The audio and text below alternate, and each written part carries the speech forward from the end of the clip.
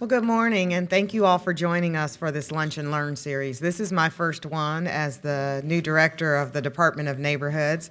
I'm Carla Williams Scott, and I'm really, really excited to be here and glad to be back at the city. I was here about 5 years ago, and I've worked in Community Relations Commission, worked with the Department of Development, and worked in the mayor's office under Mayor Michael Coleman. So I'm really happy to be back serving as the Director of Neighborhoods for Mayor Ginther. It looks like we have several of our commissioners here, so I would like to recognize our commissioners that are here in attendance today. Allison Poirier, welcome. Julia Arbini Carbonell, welcome. And Adhanet Kaifel. And I hope I got your last name right. Good. And we have several of our staff here. If there are any other staff, could they please stand so that we can recognize you as well? Guadalupe Velasquez in the back and Gail Gray as well. So again, I just want to thank you all for coming. The Department of Neighborhoods, I don't know if you know how much about the Department of Neighborhoods, and so this is my first week here, so we haven't gotten a lot done yet, but by the next Lunch and Learn series, I guarantee you we'll have moved a lot further. But the Department of Neighborhoods will be combining the Community Relations Commission, the 311 call center, and the Neighborhood Services Department out of development, which includes the Neighborhood Pride Centers, neighborhood liaisons, and the Neighborhood Pride Program. So we will be working to merge those three units under one to be the Department of Neighborhoods. And, excuse me, and I'm really looking forward to what that looks like for us and what we will be able to do as a team to serve the residents of Columbus. So at this point, I'd like to turn this over to Commissioner Poirier, and she is going to moderate the panel and lead the discussion. So thank you very much for coming.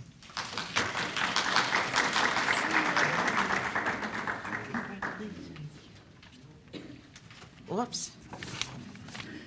Good morning, and again, my name is Allison, and I will be your moderator for today. So good morning to the panelists and the guests, and welcome to our final of 2016's Lunch and Learn series on compassion. Today's topic for discussion is immigrants and refugees. We are pleased to have a panel of highly skilled individuals who will share their experience and knowledge with us.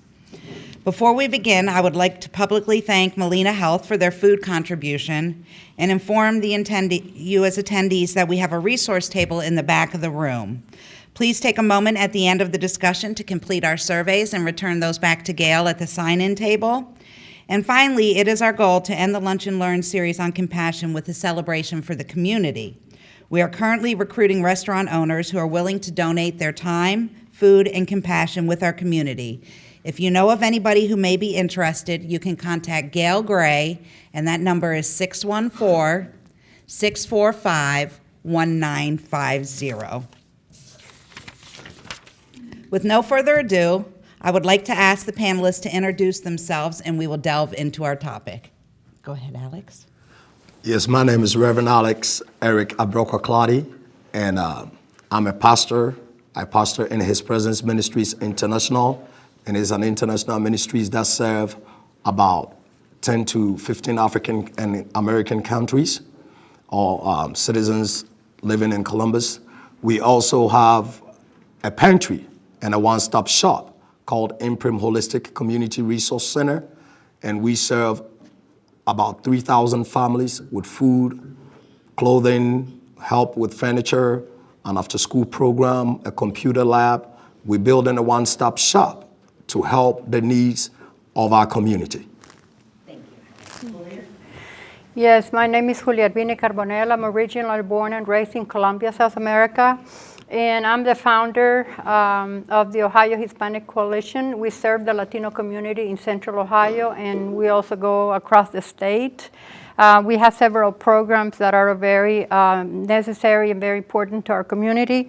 Some of them are in the health area. We have Moms for Quit, which we have the person that work for them. We're trying to help mothers quit smoking, pregnant women that are smoking to do that. And we also have Promotoras de Salud. And we also have the safety area where it includes the domestic violence, sexual assault. We are also in the process of developing a transitional housing for Latinas that have left, in the process of leaving their abusive situation.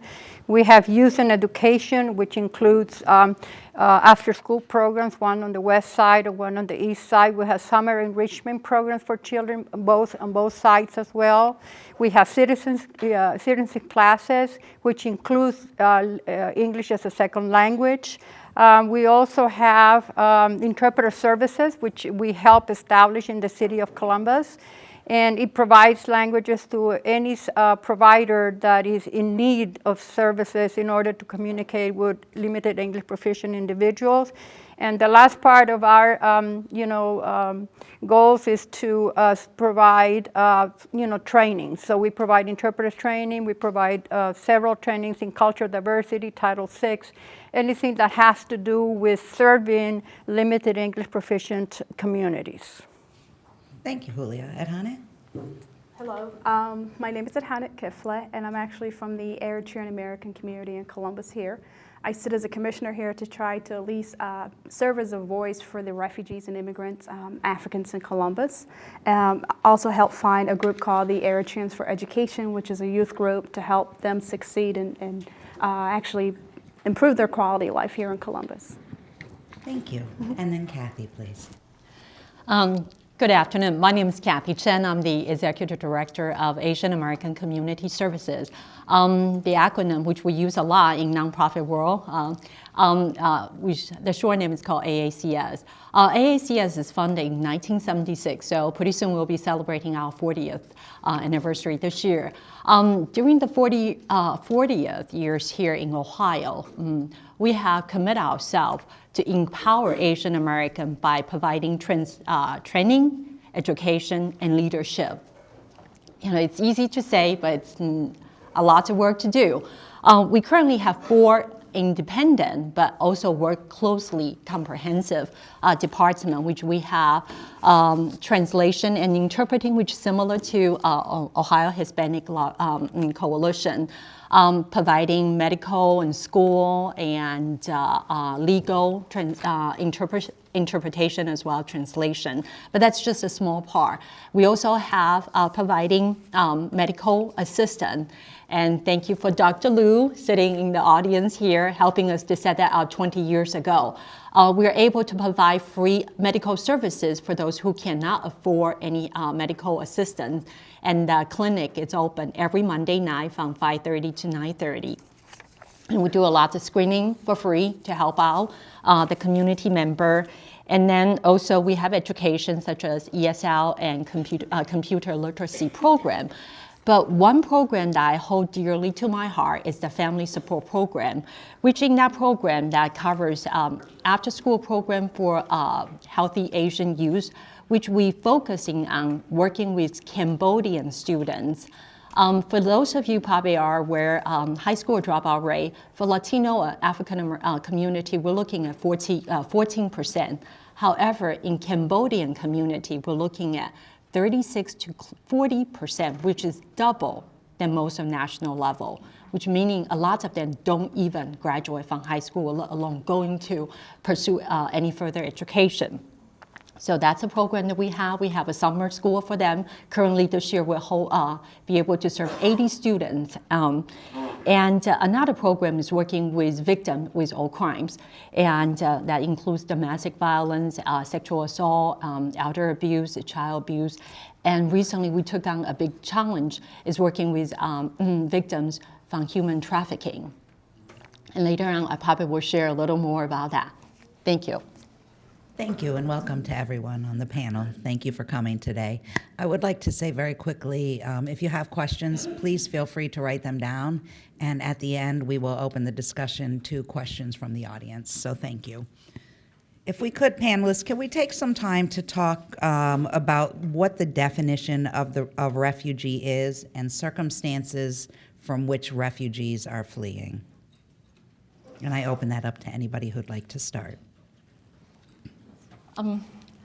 Well, if you if you look at that definition, it says, it's someone who has forced to flee his or her country because of persecution, war, or violence.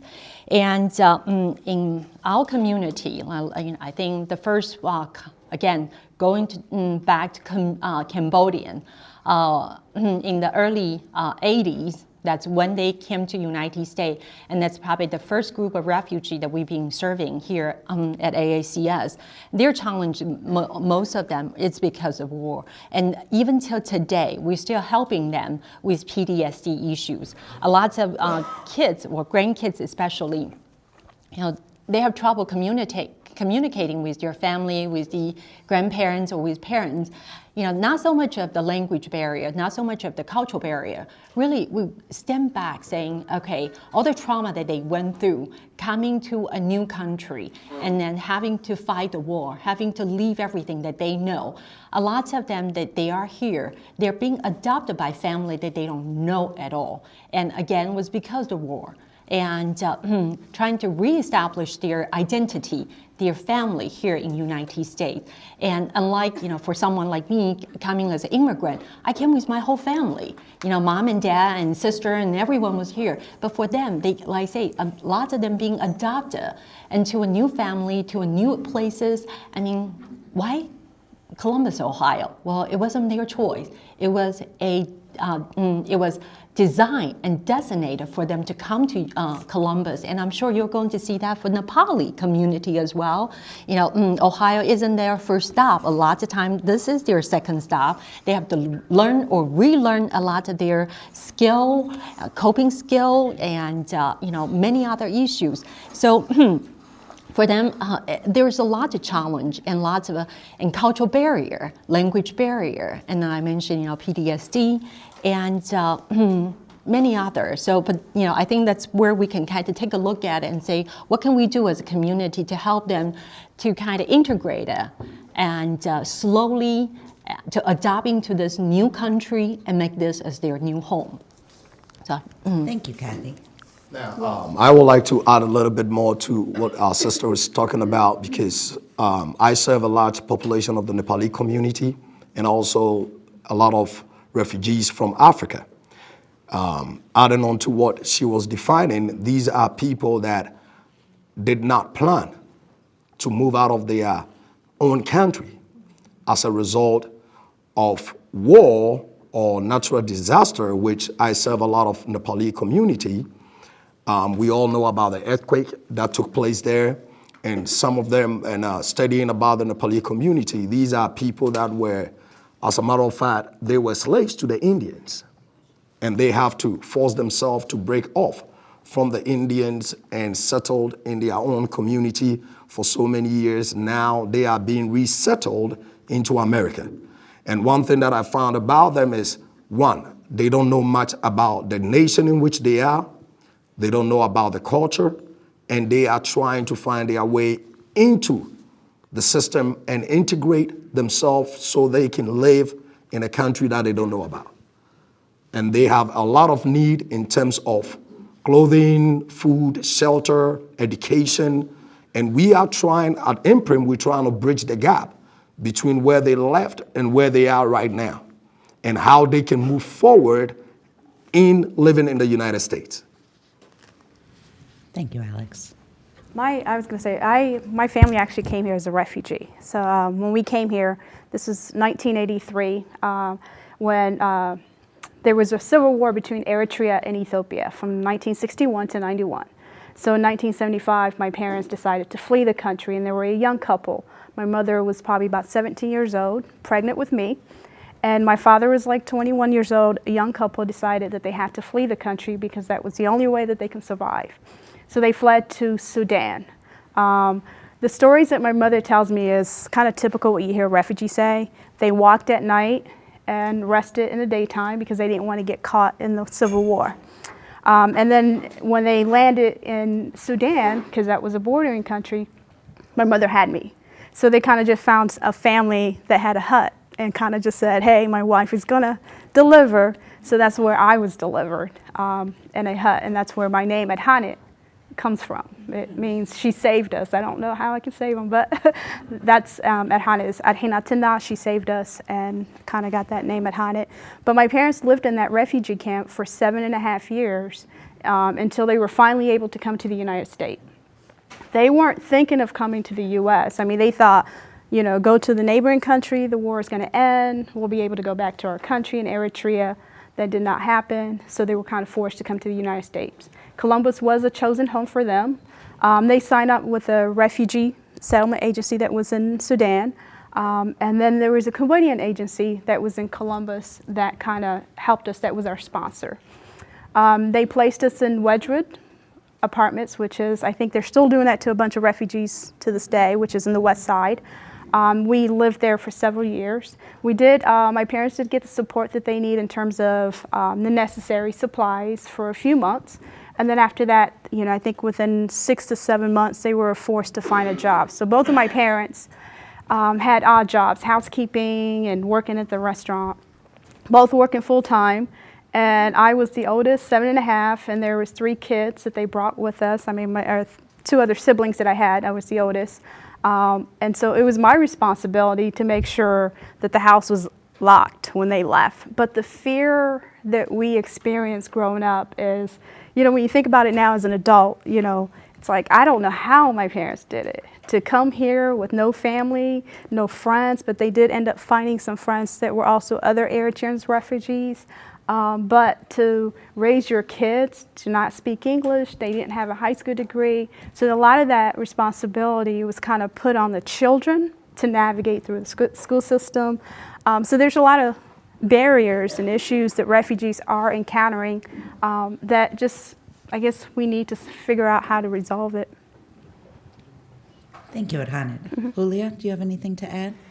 Well, my experience and some of the experience of our community, we don't have that many refugees. Some of the refugees, of course, we have known them as the Cuban Americans that, you know, when they leave their countries, they leave their countries in whatever can float. I think they have a lot of courage that I couldn't, you know, muster. So they're the ones that are considered refugees to date, I believe. Where I come from, I'm an immigrant. I decided to come to the United States. And when you look at the word immigrant, it's one, you know, the government and the law describe as one who seeks to reside permanently in the United States. And this term is interchangeable with the term lawful permanent resident or PR. However, not all the immigrants that we have from our countries have had the opportunity to come through the big door. You know, they weren't able to, you know, get tickets, get a visa, and come in. Just like in the early 1800s, people came in because was America. This was a country of opportunities, and they just showed up on our shores, and they were able to stay. It's not so right now. So the people that the community that we serve for the most part are those that are walking through the deserts. You know, we have over 600 and some people that have already died in the deserts because they're left behind by people that are supposed to be their guides. Those are the people that get on top of the beast. And I don't know if you've ever seen the documentary about this train. It's not the Orient Express in any way or manner. It is a train that is a horrendous, you know, a vehicle where they put them on the top of the train, and they have to hang on for life. Some of them fall, some of them lose their limbs, and some of them are killed. But all of them have a drive to you know, to move away from poverty, from lack of education, for lack of opportunities. They all, you know, come to this country as immigrants to settle so that they have a better life for their families, not only here, but those that they left behind. Pretty much the story of the Irishmen or the, you know, Italians and other immigrants that came to this country. So, you know, our history and our story are different, but the resiliency that you're talking about, that is something that amazes me every day. Because, I mean, not only refugees or immigrants have a lot of barriers to confront, have attitudinal issues to confront from the general population sometimes, but their resiliency, they never lose their wish and determination to move on and to provide for their children, and I think, and their families, and I think that that's something that we have in common, irrespective of how we got to this country. Thank you. And talking about how we got to this country, we were talking about refugees, and then Julia added in there immigrants. Is there a simple definition to differentiate between a refugee and an immigrant so the population at large would be able to understand what the difference is between a refugee and an immigrant? Can anybody? Yeah, and I don't, if you don't mind, we have a definition that is the legal definition that uses the system. And a refugee is a person, and we use this in our trainings because we do want our interpreters to understand they're dealing with different people with different stories, with different hardships, so they need to understand. So a refugee, according to the laws, is a person that has experienced persecution or has a well-founded fear of persecution based on religion, nationality, political opinion, race, or membership in a particular social group. So they fear for their life in their country. Versus some of our immigrants that their fear is not having something to eat. Like, if you look at Venezuelan individuals in Venezuela today, they're crossing the border to Colombia so that they can get food because there is no food in Venezuela right now. There's not much available. So there is a difference of, clearly defined of what a refugee is and an immigrant as opposed to an immigrant. Now, I would like to add on to what she's saying. An immigrant is someone that willingly decides Yes. to move out of their country to settle in another country permanently. So we have, now, I'm from Ghana, which is my native land in the west coast of Africa. I decided to come to the United States, but I became an immigrant in the United States through a program that the United States offer, which is called the DV program. It's a visa lottery program that the United States of America offers to countries like my country to help bring entrepreneurs, to help bring people with skills to come to the United States and use our skills to work and also help develop the United States. So I made a choice to travel to the United States even though there was an offer through the DV program, which gives me permanent residency in the United States, as compared to somebody from Liberia who came through Ghana to the United States, but they came in as a refugee to resettle in the United States as a matter of war in Liberia.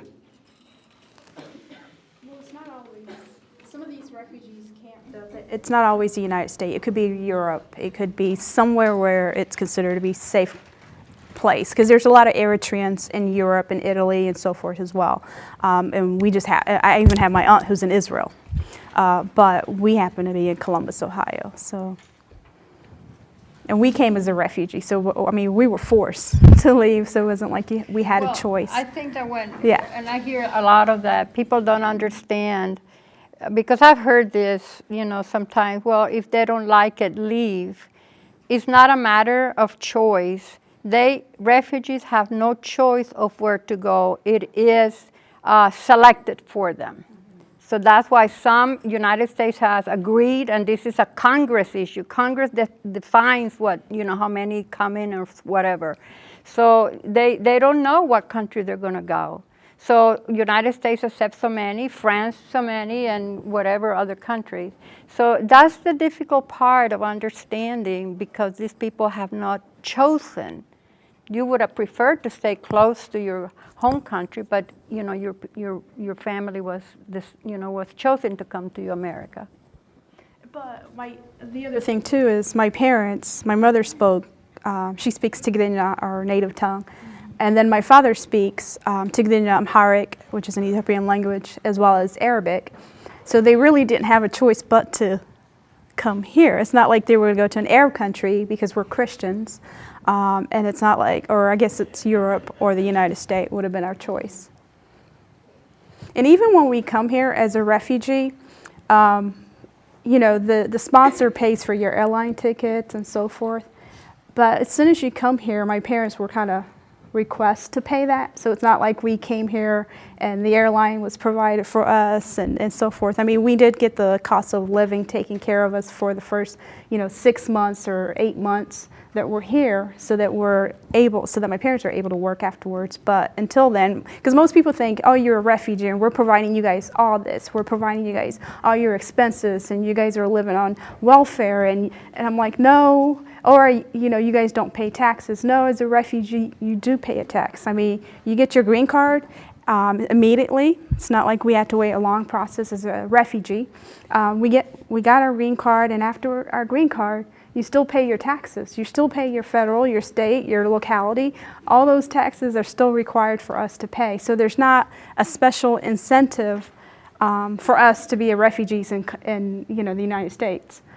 Just to let you know that. So. And I just want to piggyback on, I'm sorry if I'm hoarding this, but you mentioned a word, taxes.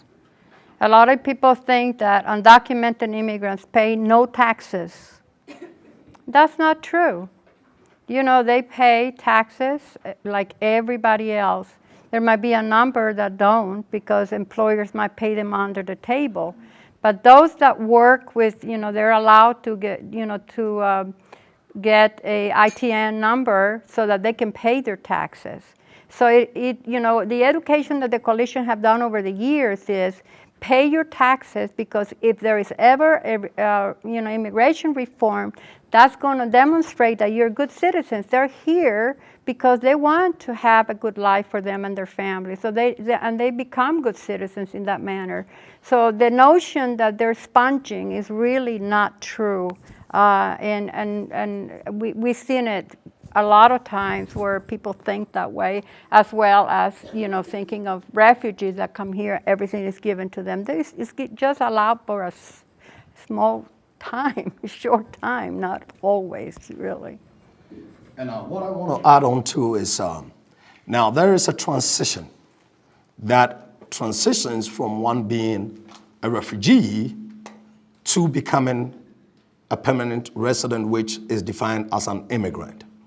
Now, they come in as refugees, which is the transitioning from the native country as a result of war, or as a result of natural disaster, or as a result of fear for their life. But after they settle in the United States with a green card opportunity, which gives them permanent residence to reside in the United States. And after 4 or 5 years of residing in the United States as a permanent, lawful permanent residence, that translates them from being refugees to become an immigrant, which gives them the access to live in the United States as a country. And some of us, immigrants, have the opportunity of neutralizing to become a citizen. So we no longer just live in the United States as immigrants, but we become part of the United States and we become citizens. And not only that, we have to also remember that it is not just the parent who lives. We give birth to children. We raise families, which translates to us establishing a new family, who are no more immigrants, but they are citizens born in the United States. So I can say that the first generation, like myself, who traveled to the United States is considered an immigrant. But my children are not immigrants. They are citizens of the United States because they were born on this soil. This is their land. This is where they will grow. This is what they know. My children have never been to Africa. So they don't even know the streets of Africa. All they know is the United States of America. So the first generation, in your case, might be a refugee. But after you give birth to your children, they are no more refugees. They are citizens of the United States. Actually, my siblings. My parents went on and have 3 additional kids. So yeah, so there's a total of 6 of us, and the 3 youngest are U.S. citizens. They were born in this country.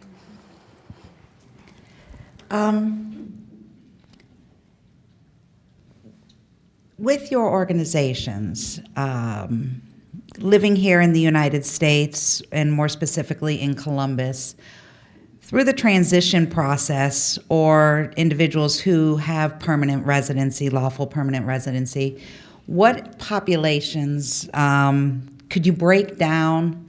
We did a little bit at the beginning, maybe the populations that you serve and what services, again, are available. What do you see on a daily basis in your line of work? Now, we serve almost 65% Nepali community. We serve about 20% African community and about 15-20% American citizens. And we provide them with services such as a daily food pantry, which is fresh produce. Now, our pantry is mainly fresh produce because that is what the community we serve need.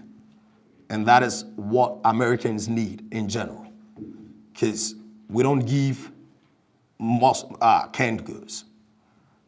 And we also have an after-school program, which is one of my main line of concern, because we have all these immigrants who have traveled to the United States, especially with our Nepali community, whose children cannot speak the English language. Now, they are going to school, but what the teacher is teaching, 75% of it is not getting in because they don't understand it. And they have parents. Now, my push for the after-school program was not even from a Nepali family. It was from an African family, a Ghanaian. Now, she did not have any education in the United States.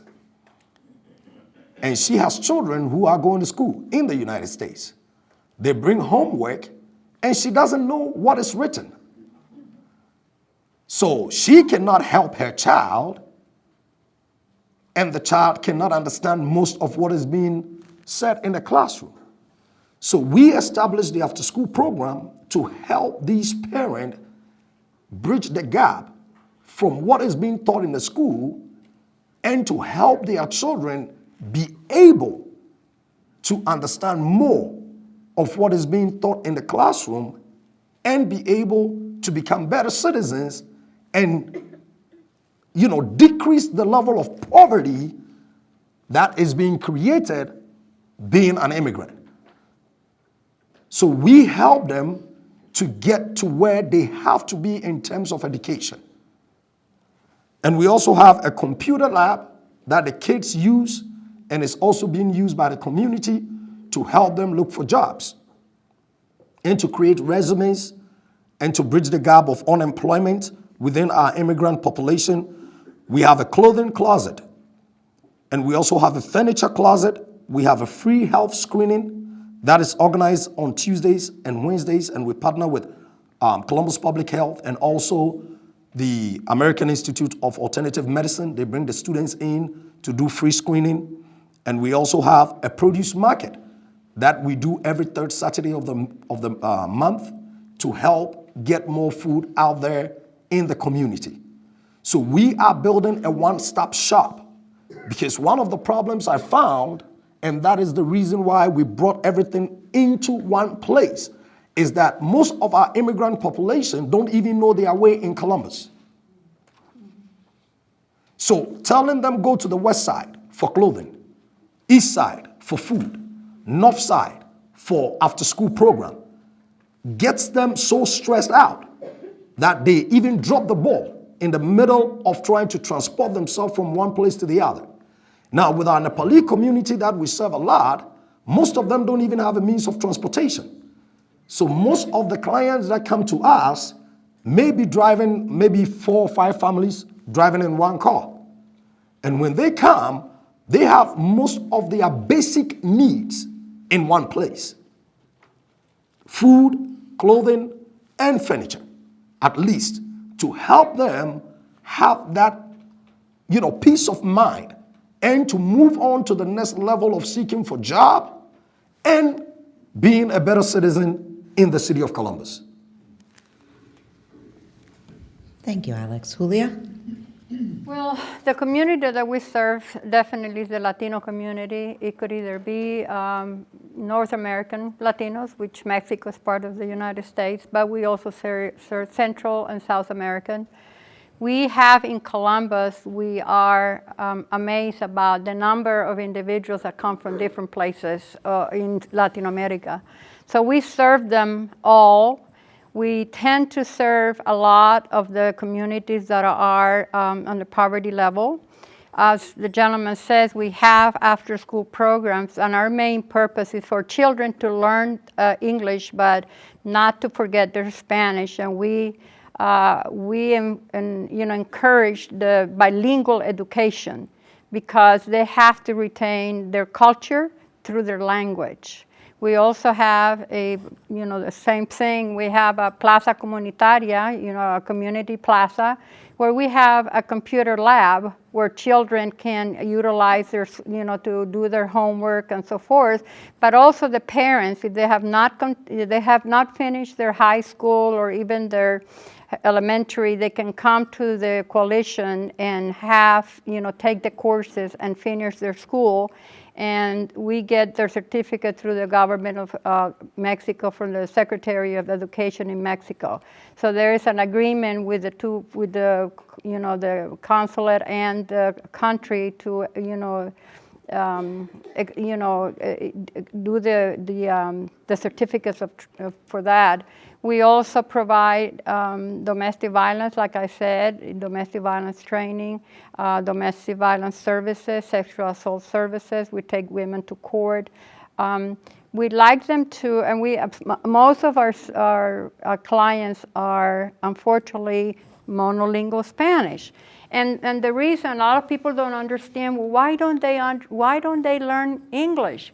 Well, my community is fairly, for the most part, the population we serve, because we have Latinos that are very affluent and they don't need us. We're there for those that are vulnerable.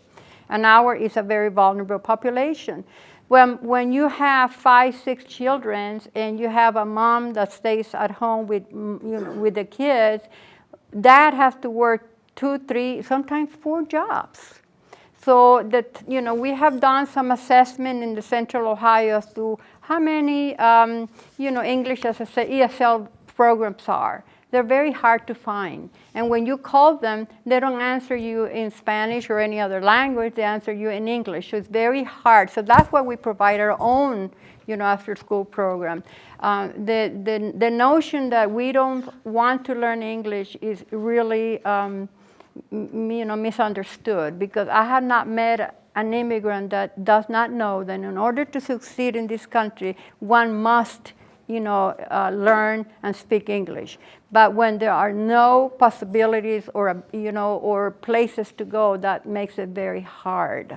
It's really, and we strive to empower our community. One of the things that we are very, we're very forceful about it is understanding that our community, irrespective of how they got here, have rights, and that the people abide by the rights and that their rights are not violated. So when you're telling me that, you go to a place and they don't have English, they don't have Spanish, or they don't have another language, that's a concern for me, because I know that the federal law is there written where anybody that gets a penny of federal funding must abide by Title VI, must provide services in English, must have individuals to teach children English as a second language. So we advocate strongly for that. We really go on to a position of okay, we have to do this, and we work directly with federal agencies if we have to. If we have to bring the federal government to Central Ohio because, hospitals are violating or the school systems are violating the laws, then we have to do it, and we do it. So we're there, to ensure that our community has access to all the services, quality of service, just as John Doe does, so Juanita should do, should be able to do that. So that's our, Thank you. Edhana? The population I started serving back in 2006 were mostly high school students and college students. Being the oldest of 6 kids and my parents not being able to speak English well, it was really difficult for me to navigate through the school system. I remember being in 11th grade and finding out about PSAT and SAT and ACT, and I'm like, what is that, And so, because I didn't have older sibling, I'm the oldest. We didn't have any family members that went to college that was in Columbus. And so this is stuff that I struggle with. And so I had to work closely with my counselor saying, what do I need to do? Is it too late for me? Because I did want to go to college. So in terms of the things that a lot of people, I think, take advantage of, the fact that parents take their kids on these college tours and so forth, those are things that I did not get a chance to experience because my parents don't know that, right? They're just working full-time jobs just to survive and take care of us. And then my role as the oldest was, how do you navigate through the school system? Make sure that your siblings are doing well, right? Make sure that you do their homework. Make sure that you attend the parents' conference. So I had a really good relationship with all the teachers, and I always came back with my siblings as well. And then sometimes my parents would attend with me as well. My father was trying his best to participate, and all he knows is just go to school, go to college. That's why I came to this country, and if you don't, I'm going to send you back home. So that was terrifying. It's like, I don't want to go back to this war. So that's how we lived our life. So for me, it was, this is what we need to do. So yeah, there were some challenges, but I had a really good relationship with my high school teachers that they helped me with that. They helped me navigate. I actually went to college and majored in computer information system as a result of the computer science class that I took in high school. And one thing that, my high school teacher, Mr. Martini, always said is network. You need to network, have a relationship, because those are things that immigrant families don't know about. How important that is and how critical that is. So what I learned, I shared with my siblings, but then I also knew that some of my friends who were Eritreans as well were struggling with that. They didn't have that same opportunity as well. So in 2006, we started a group called Eritreans for Education. And what our focus was to empower young kids, young high school students, through educational services. So everything that I found out later in life, we try to tell them in 9th grade. Make sure that you prepare yourself for the ACT your parents didn't know. So we met on a monthly basis just to cover those basic stuff that they needed to know. And then we provided college tours, and then we provided educational stuff, things that our parents didn't do for us. They don't know to take us to the art gallery or, all this stuff. So these are things that was missing that we try to provide. And then we also did like an Eritrean American cultural event, because there is a huge difference between my parents' culture and my culture and my siblings' culture. Because being the oldest, I speak the language, I remember the stuff that was happening in Sudan. My siblings that were born in the United States, they mostly spoke English. My 2 youngest siblings do not speak Tigrinya, so I always have to serve as a translator still to this day for my parents. So there's a lot of lost translation there too that we don't think about, and sometimes I wonder, could they have had like a better relationship if they really understood each other? But these are stuff that, young Eritrean American experience, young immigrants probably experience. And so our program went really well. So when we did the Eritrean American culture event, it went well. We had, over 500 people that attended our event. We did Eritrean American and also Eritrean, because there's a huge difference, because a lot of us like rap and R&B. And then you have the newcomers that still like Eritrean conservative music. So, we try to bridge that gap between Eritrean, Eritrean American, and American American, and try to build that relationship. Thank you. Kathy?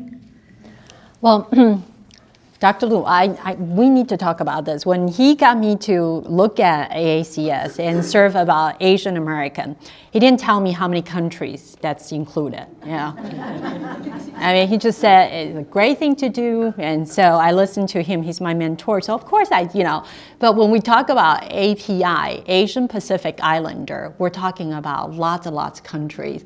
We started out, let's say from Japan, Korea, and you have North Korea, South Korea, and then when you look at China, you have 35 different provinces, and then you also have Taiwan.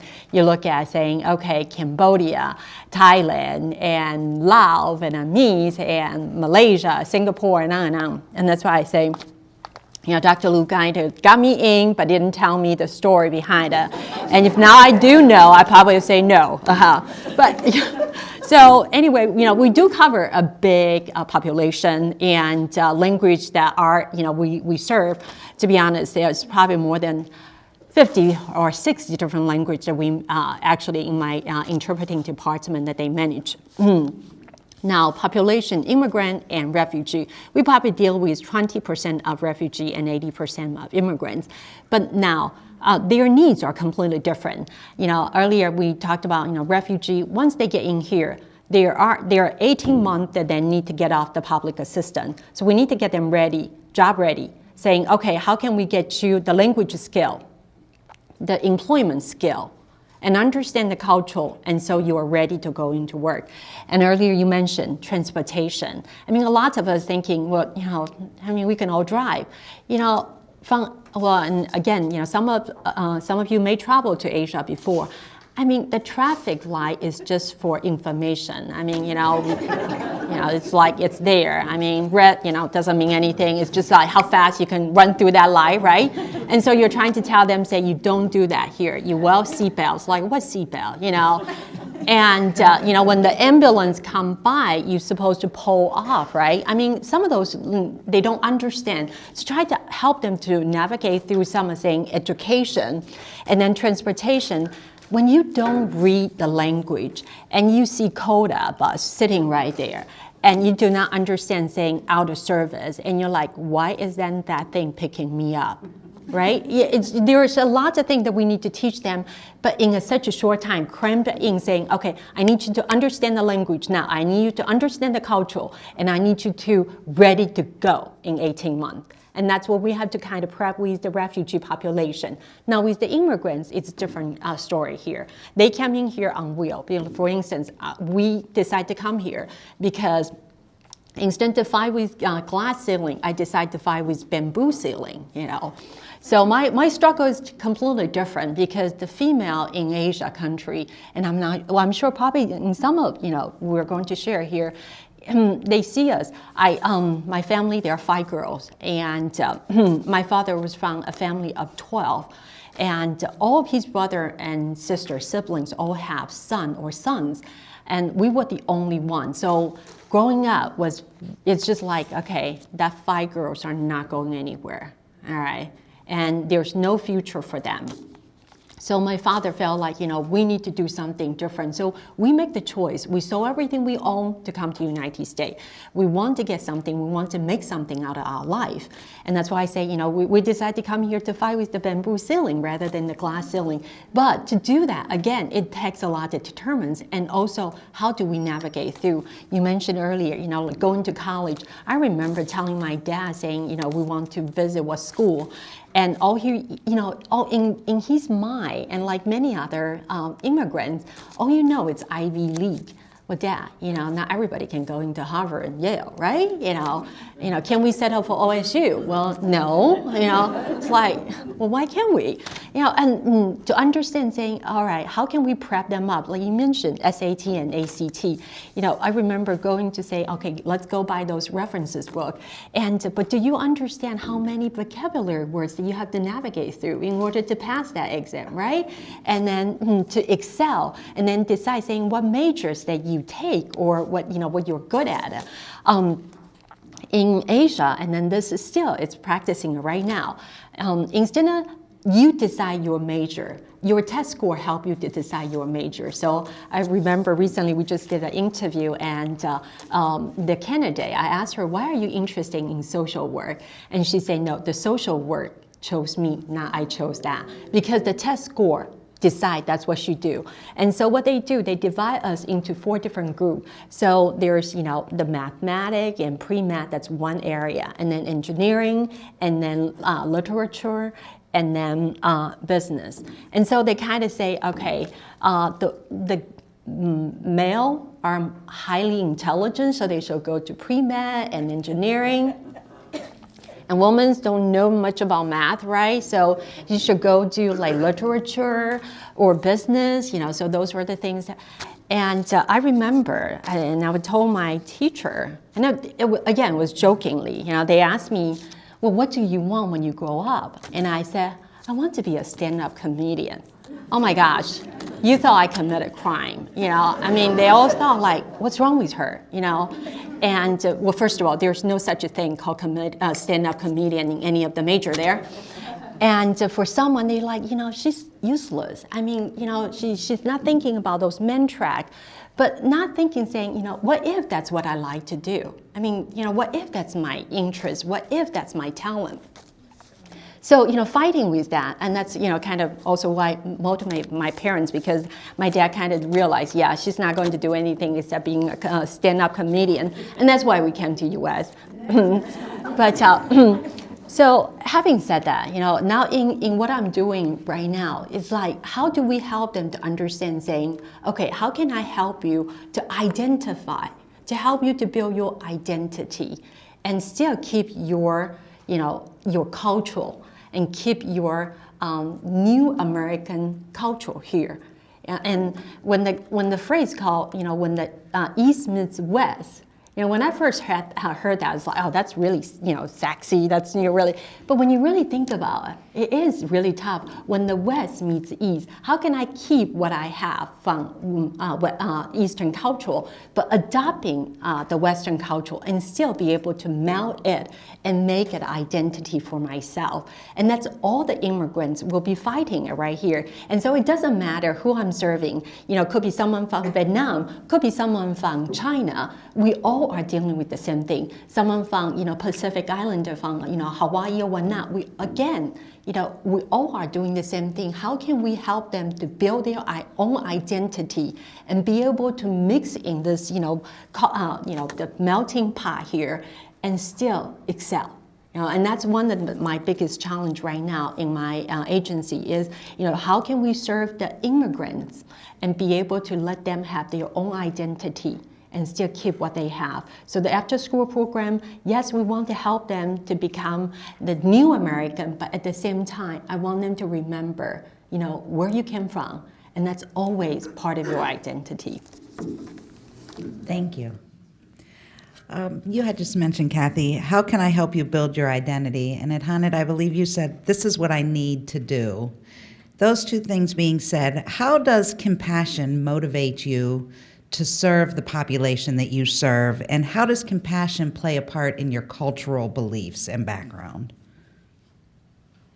Now, being a Christian, compassion is one of the things that contributes to the life I live. And being an African, we work with compassion because we live as one community, and therefore it's a way of life. As a matter of fact, thinking about it today, I was like, I've been doing this all these while, but I never thought about, it's being defined. Because in our community in Africa, you live as a community. Nobody suffers. We do things together. And that is what compassion is, making sure that if somebody is in need, you help that person out of their need. So it becomes a cultural thing to me, and it's a belief that why will I be satisfied and my neighbor being hungry? So I was sharing this with some of my workers that back home, I don't eat by myself. I don't know how to. It became a new way of life being in America to eat by myself. Because if I have my food, I mean, we were living in a, back home it's called a compound house. We don't have all these fences. There's no apartment. You know, it's maybe this whole place is one house. And we have, you know, yeah, we'll say it's an apartment here in the United States, but you have your room, I have my room, but we share one compound. We were from different culture, I mean, different languages or different tribes, but we all live in the same place. So my mom will cook one of our traditional diets, banku, which is made of corn. And anakan, I'm from Amegan. Anakan will be cooking fufu. But what we do as the boys in the house is I will bring my banku, he will bring his fufu, the other person will bring their rice, and we all eat from the same pot. We eat together. Now, that is compassion. And coming to the United States, it made it easier for me to share what I have. And that is one of the means by which I went out and searched for what is available for everybody in my community to be able to have access to. Because that is what I believe, that none of us must live in the land of abundance, in the land that has plenty to give to many and still suffer. I don't believe that. And America has more than enough. There is so much waste dealing with food industry that it surprises me. It surprises me. And being a Christian, it's another level of motivation. Well, I think that is certainly part of our cultural belief. And I look at it from the perspective of a worldview. It's a humanistic issue, compassion, and I'm Catholic, Christian, so all of those things come together as one that serves others, selfishly. The individual, according to our worldview, is respected, irrespective of who they are, how poor they are, how rich they are, what their accomplishments are, what they didn't accomplish. We are there as a family. So in the Latino families, we have what we call compadrazgo, which is an adoptive family that helps another family. So we become, an extension. If they have children, we help them raise them. I mean, it's like an unofficial adoption sometimes because parents, you become the madrina, the godmother, you have a responsibility. That's a, moral obligation. So it has many faces, but it definitely is part of who we are. It's part of our belief system, it's part of our tradition, and it's part of something that is stronger than anything else, and it's the compassion. And compassion for everything, compassion for all. We are the stewards, personally I believe, of this world. So we have to have compassion for everything that shares this world. And that's how some of us look at it, but from the perspective of the culture is the humanistic value that help us in our beliefs as well. Thank you, Ed. Edhanet? For me, it's when I think about how we came here as a family, it's a bunch of volunteers that helped us come to this country, then I feel like it's my part to do something too. I've been blessed with my, what I do for a living. I'm in the IT field, but I also feel like now it's my turn to do something as well for those who are in the same situation as I am, and especially since I know what the hardship were. Especially being the oldest of 6 kids and parents not being able to speak English, it is difficult, and I think sometimes we don't express that because we don't want to come across as feeling as if we're being weak or we're not, or we're not willing to do our part. But it's when you sit back and analyze it, it's, man, this is trauma, traumatic probably, and that we don't even think about. Maybe, you know, we could be experiencing PSTD, who knows? But when we don't analyze it and we don't do anything about it, I don't think we're doing justice to ourselves or the community. That's why I do it's just in me, for me to just do my part. Thank you, Kathy. Well, I quote this. Confucius said, wisdom and compassion and courage are the three universally recognized moral quality of men. And I see this, and again, I see a lot of leaders in the community. For instance, you know, going back, Dr. Lu with a group of folks 20-some years ago decide that they are going to get together and then, you know, form the Asian Festival Committee. And every year they bring that to Columbus. And now, the last time, I think it was over 180,000 folks that toured at this time. So think about, you know, their compassion. You know, a group of them got together, so we're going to do this, volunteer our time and volunteer our energy and volunteer our wisdoms and pull together the resources so they can introduce the culture, the arts, the history, you know, to folks here in Central Ohio. And it's that drive that got me to say, you know what, I can never be like Dr. Lu and all the folks that they're doing all their work. I mean, there are so many leaders now in Central Ohio. They're doing tremendous work. But I know one thing, you know, if I follow their path, and with a little bit of a compassion, you know, I can every day chip away. I can make a little difference. You know, if I can just send one girl to finish her dream to go to a college, and that, you know, she had never had the opportunity to go, that's enough for me. That's, you know, and I'm not, yeah, and so and I see the refugees or the immigrants, to be able to come to United States, it takes a lot of courage to leave the home that you once know and to come to some place that you don't know. You know, I mean, when we arrived there, we have no relatives. It was just us all. And, you know, leave everything behind and say, I'm going to start a new life. Or refugees saying, you know, you are now forced to come to this new world and call this place a home where you know no one. You know, that takes a lot of courage. But in order to survive, it takes a lot of wisdom as well. And, but then again, to make this to be a good home, it takes that compassion to say, you know, I can take the new culture and I'm willing to meld in with the new culture and adapt with the new culture and be proud of the new culture that I become part of it. So that's kind of why helped me to do what I do. Mm-hmm. Great, thank you.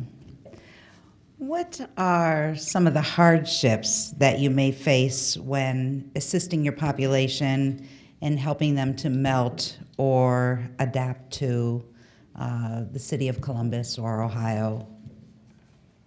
Now, one of the major situations that I am facing and I'm trying to get help is in relations to accommodation for the increasing growth of immigrant populations and refugees that we serve. We are a small church. We occupy 4,285 square foot space, which is sponsored by the church mainly on the northeast side of Columbus, and we have half of it being used for the resource center and the other half being used for the church. Now, the increasing growth of the people we serve. And I pulled out the statistics in the year, when we started in 2014, we served in the whole year, we served about, let me see here, 2014, from September to December, we served 270 households, which gave us about 1,091 people. In the year 2015, from January to December, we served 12,411 households, which translates to 46,362 people.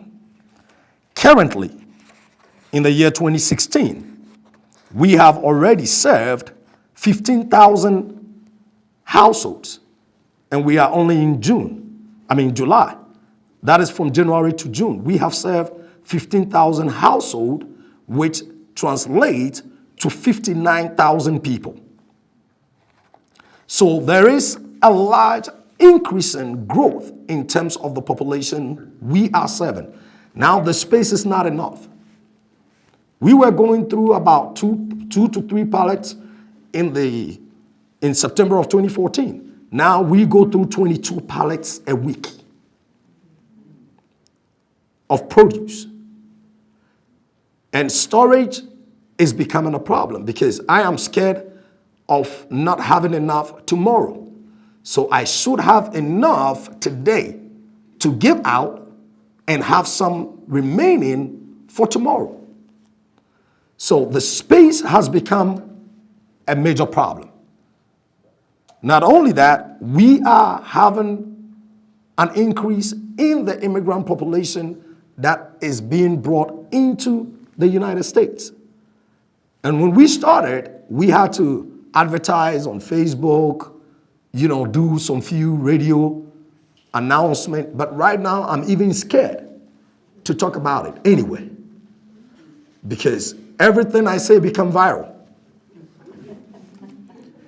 Now, one of the major problems we had was access. Now, there is enough, and I can confidently say, and I will emphasize on that there is enough. We have contracts with 26 places that we can pick food from. 26. We pick up from 26 between Mid-Ohio, Community Plate, and individual restaurants. We pick up from 26 locations that provide food for the people that we serve. Access is one major thing for the people that we serve. In terms of the timing, we are open from Monday to Friday, 10 a.m. to 7 p.m. So we serve morning shift, afternoon shift, and evening shift. Regardless of the schedule you work, you have access to come to our pantry.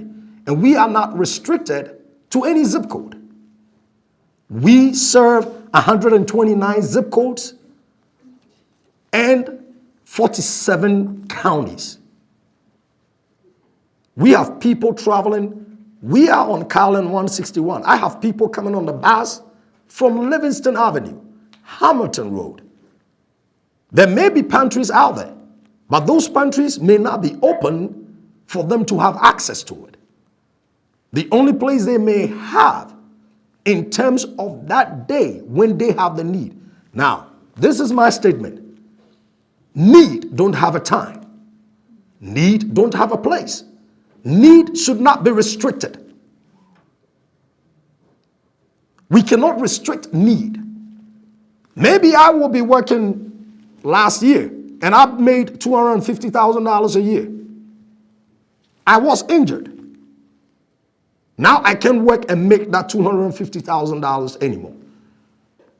Does that mean I have to look back and say because I made $250,000 last year and this year I can't make it, I should not be served? We have changes in life every minute, and therefore we don't restrict the service that we render to the people that come to us. You cannot tell me I live on Livingston Avenue and I'm hungry, so when I come to Morse Road, I cannot get food. And that is one of the problems that we found out in terms of serving the community that we have. Thank you. In terms of our population, I think that we all have a commonality here, and is the language barrier. And when I talk about Spanish, I feel a little bit of frustration because when we know that the United States, and in fact, some people didn't know this, But the United States is the second Spanish-speaking country in the world. Second, only second to Mexico. Colombia comes third. And we don't have bilingual, bicultural, culture-specific services. That to me is appalling, okay? Because we have none this. When we have over 45 million Latinos in the United States and more, and then the second generation.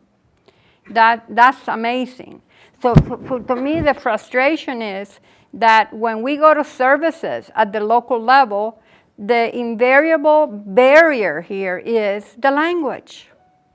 And then people that serve, that are in the serving professions, are there because they want to serve. But they lose their cool when they can't communicate. It gets frustrating to communicate with somebody that can't understand you. So I can understand that. So my issue is develop your own capacity. You know, you have power, you have the opportunity. Every time you hire somebody, put in your position description a requirement to hire somebody that speaks Spanish or speak whatever language you're needing in your community, in the serving area. But definitely, being the second Spanish-speaking country in the world, I mean, they should go ahead and start looking at recruitment. So that's the biggest frustration for us. Finding that, you know, services and benefits are denied, they're delayed. People that, you know, children can get their, you know, their chips, their medical, Medicaid, because we don't have anybody to help them fill it out. A lot of families are going without it.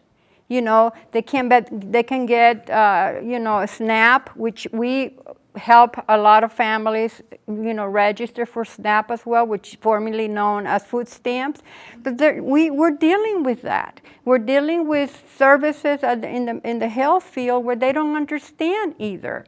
And you can't just serve, you know, a medical situation with just a little bit of Spanish. No, you have to be fluent. So if you don't have fluent, then hire, you know, start. So for us, it's the frustration of not understanding, the system not understanding that they need to build their own capacity so that they have bilingual, bicultural. And I would emphasize culture specific, because there's nobody else better than your own community to serve your own community. I mean, and you bring somebody with a bilingual skill, which is great, having somebody that speaks two languages. The second most frustrating aspect, and I see it in the Latino community, I don't know if you see it in others, but for us is because we get tons of people coming into our office who have been exploited in the worst of cases by individuals that say they're going to help them, but they're not really helping. They're taking advantage of that. So there is a lot of exploitation from even car dealers, whatever you can find, you know, you can think they're being exploited in a way. And when they come to us, the problem cannot be fixed, you know, because they signed and they didn't know what they were signing. So my concern is that, you know, we need to start looking at developing the capacity that you need in order to serve the population. Your serving population is this one. So, you know, providers need to take a look at that. And I mean, we can be of assistance. We work with a lot of our partners, and we have, you know, we have a program called Promotoras de Salud, which is actually community health workers, and we've had it since 1999. And what we do is we built the capacity of clinics just by assigning our promotoras there to, you know, be the conduit of communication, but also the conduit of cultural understanding. Not just interpreters. Interpreters are good, but interpreters work within a very strict, you know, standards. Promotoras are there to help and to educate as well. So this is something that we did, and we continue to work with many other agencies in providing that cultural bridge and understanding in addition to the language. It has to be done. Immigrants are here to stay. They're building families, and we're not going to go anywhere because this is the country of immigrants. It was established by immigrants, so we're not going anywhere.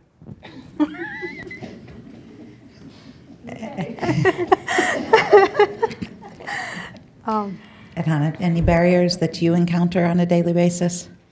I think the cultural aspect of it, I think she covered it already, but there's the culture side, but then there's also culture side within the family, I think, too, that the parents and the families needs to acknowledge. And I don't know how some of the nonprofits can try to help with that. But I know a lot of the Eritrean and Ethiopian families, there's that, because of the cultural difference, the language difference, I mean the cultural and language barriers within their own household, sometimes you may have children or kids are not going in the right direction. So I know there's, data that proves a lot of, us immigrants and refugees are definitely contributing to Columbus, Franklin County, and we are, because the return is greater than, the investment. So, but there's also a lot of immigrant kids, I think, that we're losing as a result of them not having a relationship and that cultural competency within the family household. Thank you. Kathy? And it seems like always the one for the bad news, right? Okay. Are you aware 61% of Asian women in their lifetime will face some sort of abuse? Could be sexual, physical, emotional, or financial. So 61% will face some type of domestic violence. So we're trying to get them help and get them to understand that they have a way to leave. Where can we help them to go to? So finding them shelter, it's one option. But trying to help them to assimilate into the shelter when the shelter don't have the appropriate or culturally, we mentioned about culturally competent or culturally sensitive. For instance, comfort food. Your idea of comfort food, don't get me wrong, mac and cheese is great and I like it. I do too. But trying to tell someone that just, really use the term fresh off the boat, saying, here's the comfort food, bowl of mac and cheese. You're like, what is that, right? And then you say, let's get you the Uncle Ben rice. It's like, yeah, Uncle Ben is good, but no, not really. And then I just want a place to be able to do my meditation. And my culture, my religion may be a little different than yours, but that could be part of my healing process. It could be part of helping me to get ready to say, I want to break part of this pattern that I have been abused all these years.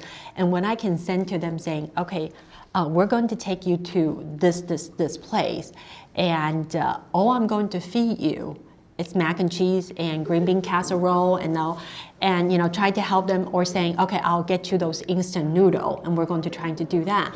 And then tell them to say, okay, trust me, I will find you a safe place. Trust me, I will help you to make the adjustment. But they're thinking, okay, if I'm going to eat instant noodle for the rest of my life, I'm going to stay where I am today, right? And so, and then also saying, okay, taking them to, and I always talk about this, and I know all my staff hates me when they talk, when they hear me saying this.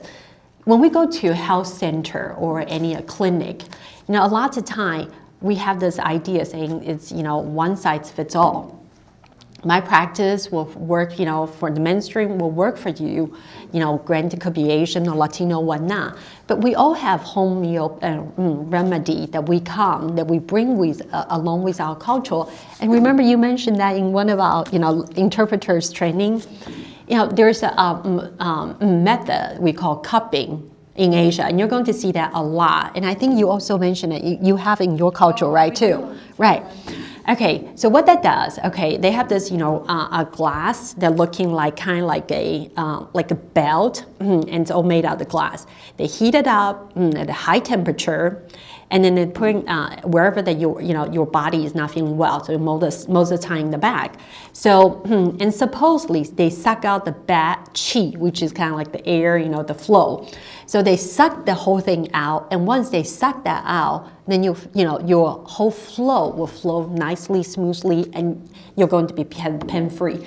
But they didn't tell you is then you are going to be all purple and blue, in the back, So imagine you walking, into a health center or a clinic or a doctor's office or emergency room, and the doctor sees that, what do you think they count the first thought? It's abuse, right? They're not going to think, oh, so you have back problems. So before you go today, we're going to do maybe a CAT scan or MRI or something like that. Or, let's, have you to go see a chiropractor. They're going to say, call the children's service now, right? And so how do we do, so the challenge or the difficulty, there are a lot. And I'm always talking about, how can we get the cultural competence, or now saying cultural humility, to be, so it's something that all of us are aware of, not just the service provider, not just, us here. It's everybody saying, oh, okay, that's part of their culture. And then also for us, our community, we need to understand. I mean, we're so used to we having the clinics everywhere. And trust me, we really do. The doctors in Asia, they work 24/7, and I'm not kidding. We have clinics everywhere in the corner. I mean, almost like one street, you will probably have seen 10 different clinics. So it's easy for them to say, I don't have to make an appointment. I just go down to see the doctor whenever I want it. But they don't understand saying in the United States, please make an appointment. Okay, and the appointment could be 3 months from now. And the concept, they're like, well, so I'll just go to emergency for my, my little cold. So again, and that takes us, to educate our community. So there are lots of challenges ahead of us, but I think working together will help us, to understand. So. Thank you. Go ahead. That's one of her issues, because it's one of my peeve issues. Yes, second generations have a struggle.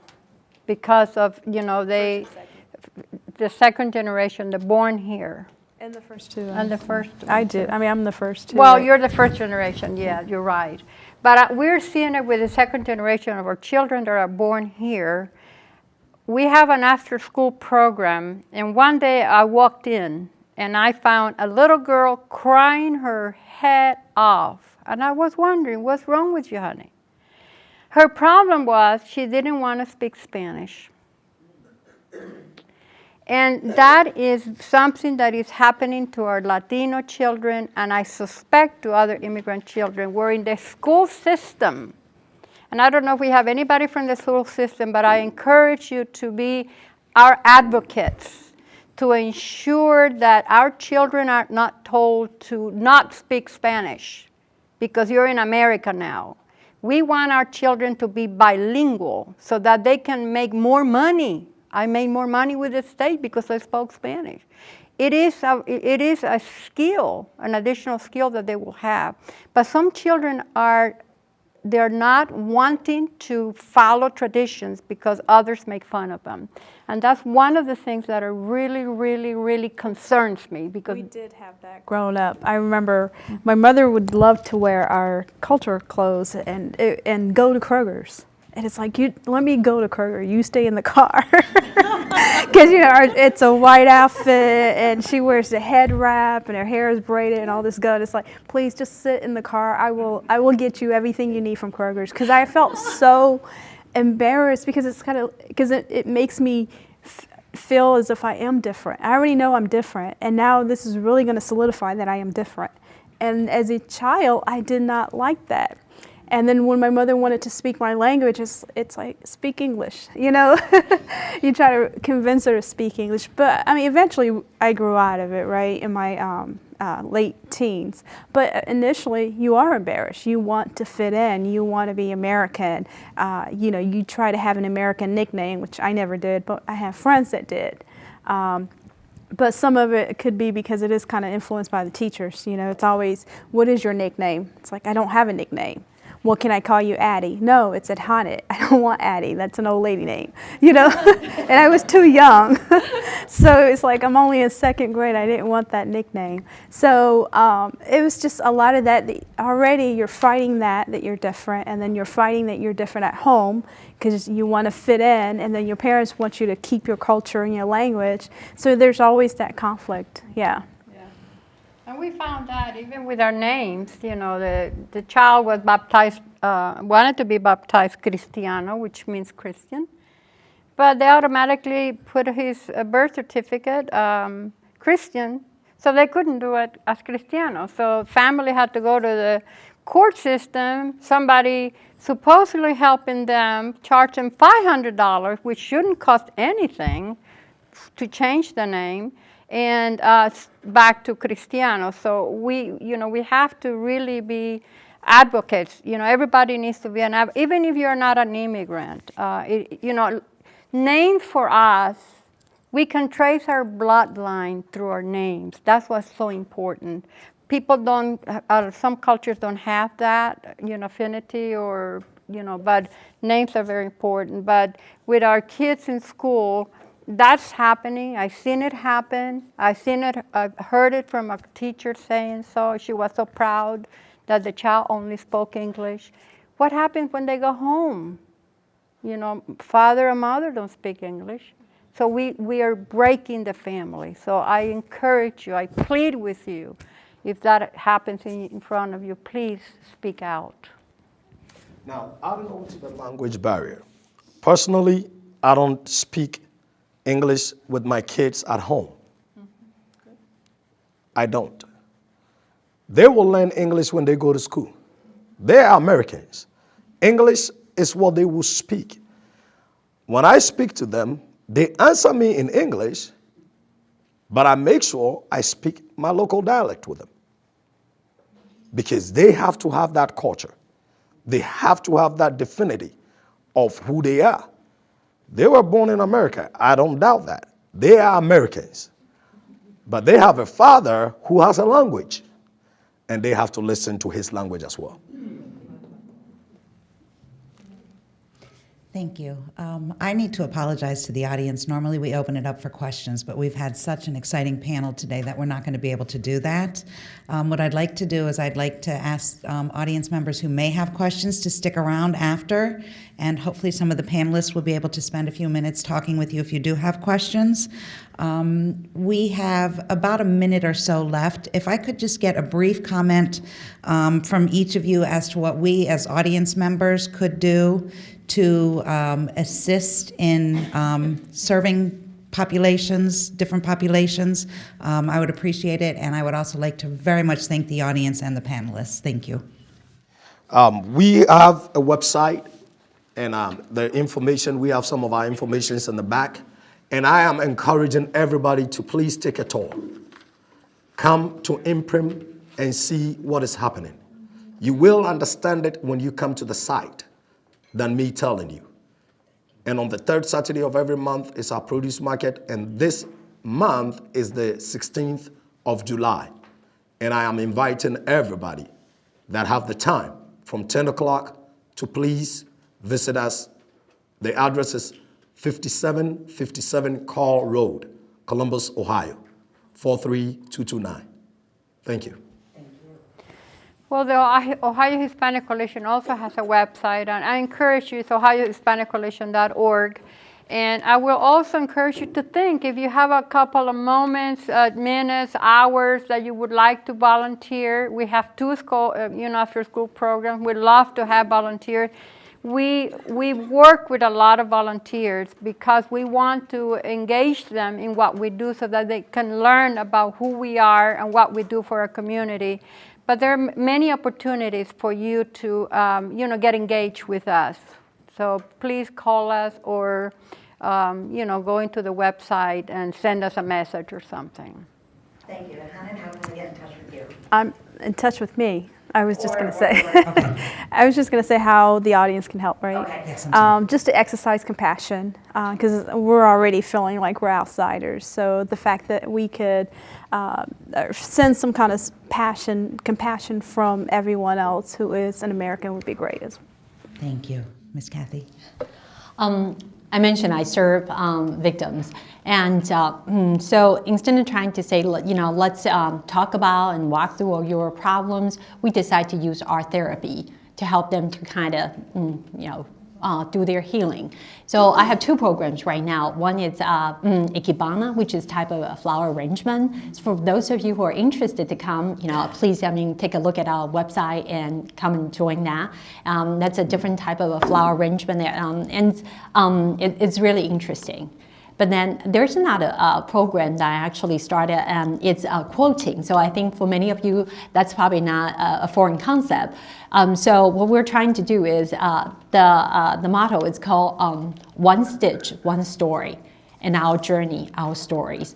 So they don't need to talk about their problem, but through that, hopefully through that stitching, they share their story by telling us what they have gone through. And so I would encourage you that if you're interested, come and support our program, or you have extra time that, like volunteer and check out our website. And any way that you can help us. I mean, most of us are 501c3 nonprofit. We can always use any help monetarily as well as voluntary hours. So, and I brought some brochure in the back, and feel free to take some of them and call me anytime. All right. Thank you. Thank you. Thank you, panelists. Thank you.